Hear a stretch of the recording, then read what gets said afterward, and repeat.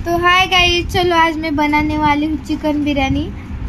मुझे तो नहीं आता, लेकिन मैंने ये रेसिपी यूट्यूब पे देखा है क्योंकि मेरे आज हस्बैंड को चिकन बिर्याणी खानी है। और वैसे भी आज संडे है तो संडे को हम चिकन ही खाते हैं। तर सर्वात आधी मी चिकन धुवून घेतलेला आहे आणि तेलामध्ये मिरच्या टाकल्या, नंतर कांदा टाकला होता बारीक कट केलेला, नंतर चिकन स्वच्छ धुवून टाकलेला आहे, नंतर बिर्याणी मसाला, नंतर थोडा खडा मसाला वाटून घेतला होता तो पण टाकला आणि हे एकदम तेलामध्ये हलवून घेतलं, एकत्र केलं।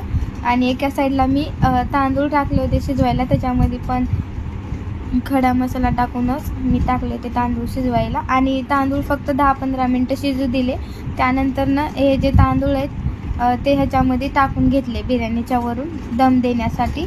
आणि नंतर मी कांदा तळला होता ते वरून टाकला आणि त्यानंतर कलर वगैरे टाकलेला। तर अशा प्रकारे गाइस मी बिर्याणी बनवली आहे।